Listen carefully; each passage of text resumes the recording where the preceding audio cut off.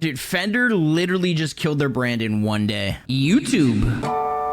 What's up, guys? Today we're going to talk about Fender. This is absolutely ridiculous what they are doing. It's just turning into massive corporate greed. We've already seen this with Gibson. I just want to get on here and make a video and just talk about it. I'll probably do another video when I do a little more research on the subject, but I have some main key idea and points of what happened. So I kind of just want to make some points and opinions in this video, and then we'll get a little more into detail in a future video about probably how like it's literally terrible. It's basically a monopoly at this point, and we all know how that goes. Before we get into it, I just want to remind you guys to like, subscribe, share with a friend. I'd really appreciate it. Even hit that hype button, push the video out a little more. Helps out small channels like myself. If you want to support the channel any further, you can become a YouTube member. All right, I'll catch you guys in the next one. Peace. All right, so from what I've gathered here, basically, I have a couple things I pulled up. So Fender's lawyers sent out cease and desist letters to guitar manufacturers demanding the halt of production and destruction of existing Stratocaster style guitars. And yeah, this has of course spiked massive backlash in the guitar community. Like, this is not something that you could see like not happening. This was totally preventable. And trust me when I say there are way easier, better ways they could have gone about this as well. Now, it's to my understanding that I guess they went after a company in Germany. I was told it was like an AliExpress or something like that, or maybe like one of those knockoff ones. I mean, I'm pretty sure AliExpress is only China. I don't really know though. Anyways, they put that out. They didn't show up to court. And so that basically means Fender wins, but they still have to show something proving that they have a point. All right, now this says Fender just secured a default court ruling in Germany. The court ruled the Stratocaster's body shape qualifies as a protective work of applied art rather than just a functional instrument shape, making unauthorized replicas copyright infringements in the EU. Okay, so that's one thing. I did see KDH also read over like some of the things they said, and they're basically in his video, like, it was really creepy. I had it on in the car when I was driving, and just hearing the way they described the body of like this Strat is actually insane. It just like I get what they were trying to come at, but it just came off as so creepy. I'm only going to read a bit of this. This is a huge multi-paragraph statement of why it's artistic. They're really pushing the artistic concept because that's how they get a copyright protection. The design as a body without edges gives the Stratocaster soft curves that evoke association with a female torso consisting of hips, waist, and arms.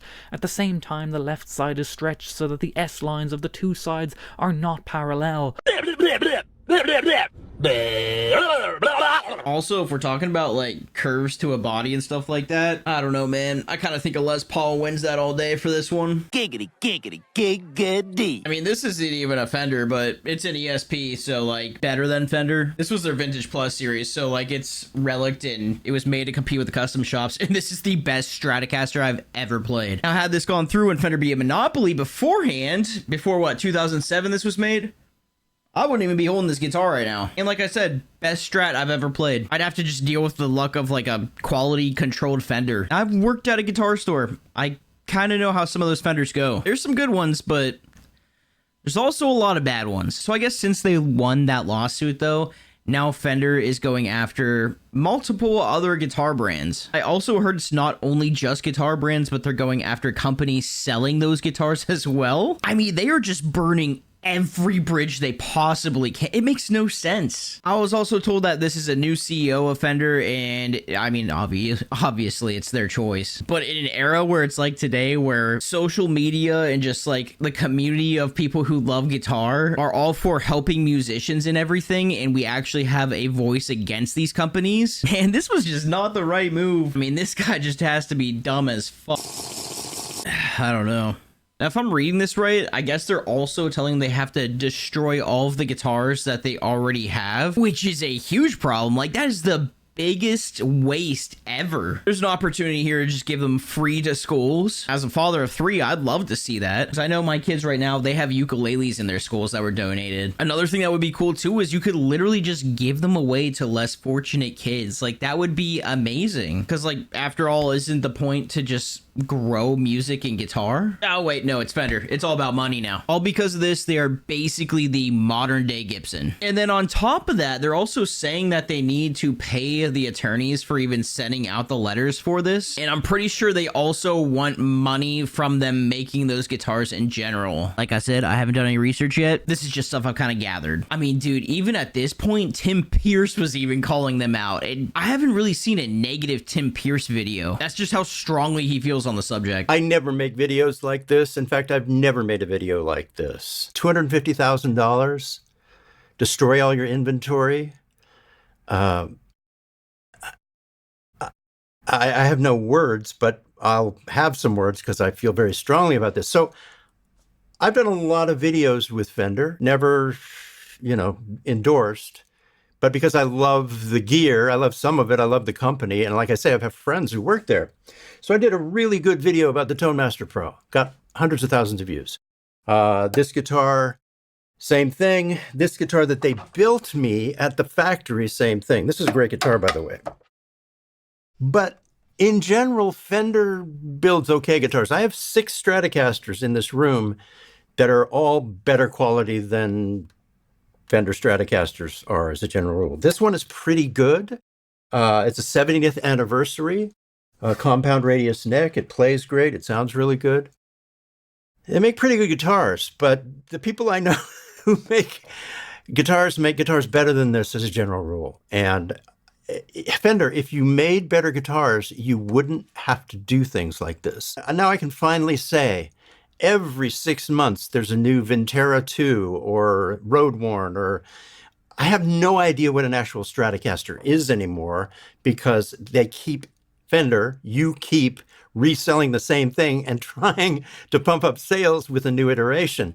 At a certain point, it just becomes comical. I have no idea what a Stratocaster even is. Luckily, in America in 2009, the Stratocaster body became public domain. So to actually threaten Europe, knowing that you can't do it in America, how is this supposed to work? But to me, what's so weird about this is we already saw this in the past with Gibson. I mean, not only that, but Fender, I'm really sure they went in the past trying to go after lawsuits for people like way early on, and I'm pretty sure they lost. And that was kind of just like the end of it. Gibson went forward with theirs, and I'm pretty sure they won everywhere except for Europe and Japan, which is why you see all of these Japanese like exact copies of the headstocks for Gibson and stuff like that. Which surprising, I've never at least seen Gibson go after them. I don't know about it if they have, but like, you can get Edwards guitars and stuff like that with the headstock. And what's crazy, which I never thought I'd say this, is Gibson actually went ahead and said, hey, we'll put the open book headstocks on our Epiphones, so it's a more affordable, just like Gibson, even with Gibson parts and everything. Like, they ended up competing with that Japanese and like off-brand market instead of just suing, which is crazy that Fender's just not doing that. They're not like, hey, let's make better Squires or something like that, or like better Mexican Strats. And trust me, there's a lot of like custom shops and stuff like that I have played, even some of the like Ultra Series ones I really like. But it's really hard because this ESP Vintage Plus is like one of the best Strats I have ever played, if not the best Strat.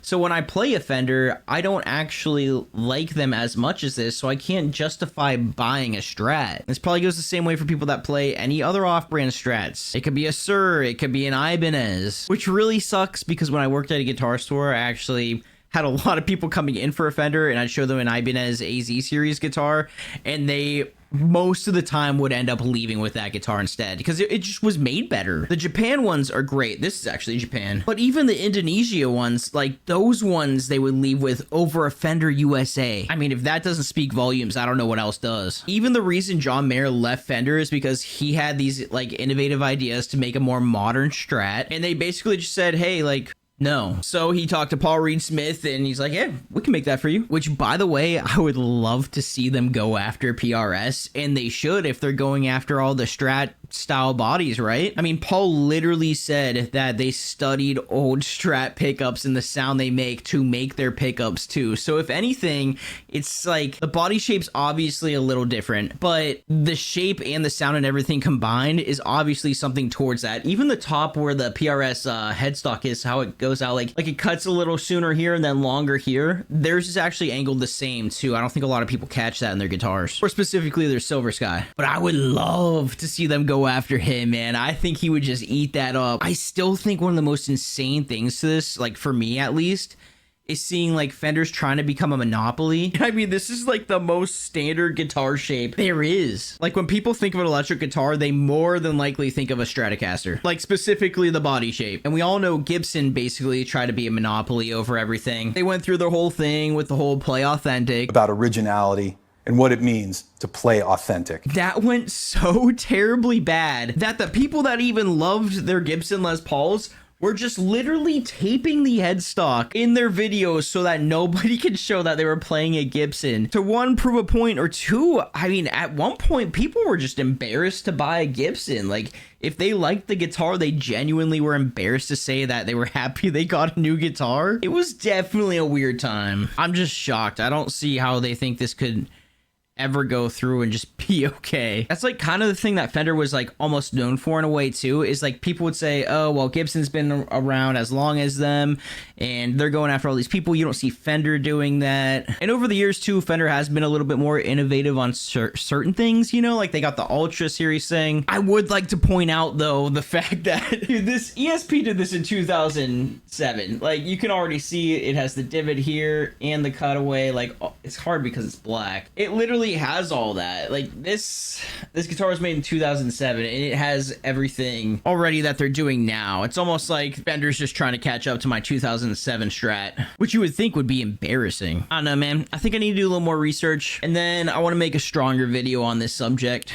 And this is coming from somebody who first guitar was a Fender. And I think that is just a thing for certain people like me too, is like Fender does have a certain spot in my heart. I don't currently own one right now, but I've owned multiple in the past. And now they're really not even on my radar. But yeah, the truth is this is very bad for not only Fender because they're going to lose a lot of fans, but just all the other companies. And then, I mean, if you don't think Gibson's, just wait and see how this plays out. I'm telling you, it's just completely corporate greed. I mean, how bad would it suck to work for one of these places and like you love your job and now all of a sudden it's like, hey, you're not allowed to make those guitars anymore. And I mean, of course you could always try new shapes, but like if you have your core models that people are buying, then that's gonna probably take some cuts. If there's no demand for it, people are not gonna get paid. I just hope a lot of people don't lose their job all because there's some corporate CEO that just wants another yacht. I also don't think there's anything they can do. I think the damage is already done just by sending this stuff out. Yeah, I don't know how Fender could ever come back from this. And corporations just ruin everything with greed.